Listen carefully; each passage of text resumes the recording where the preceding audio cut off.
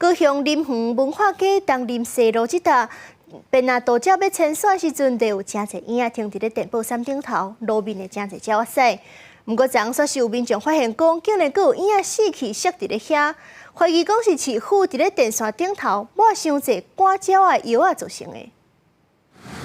对公所人员后壁行，才有婴仔，遐嘛有婴仔，才无偌久的时间就捡买几十只。虽然鸟挂咧，不过状况拢无介好。民众讲20早起有带电来个电线抹桥啊，按头啊婴仔来叫，就开始有婴仔跋落来，有袂少拢去互车搞死。这状况伫面册引起讨论，有人赶紧通报市民专线。我们店里前面有7、8只都被撞得血肉模糊，就一股血腥味很重。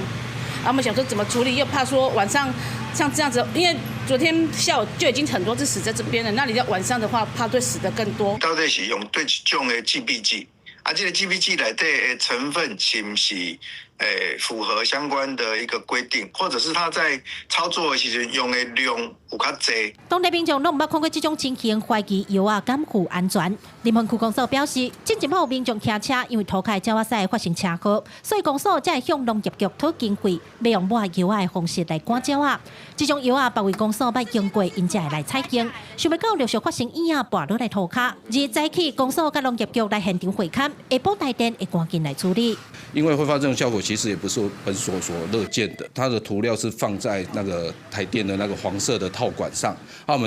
我们下午会协调台电，它最快就1点半过后，台电会来把那个套管拿掉，可能会把一些这个损伤啊一些降到最低。目前抹药啊赶鸟的工作先暂停，农业局表示，现场10多只婴仔会先救回来治疗，可能是药啊伤黏，实在去搞到飞袂叮当。啊，若死去的婴仔也会解剖化验，找出原因，化解民众的质疑。记者柯家族柯昭雄高雄采访报道。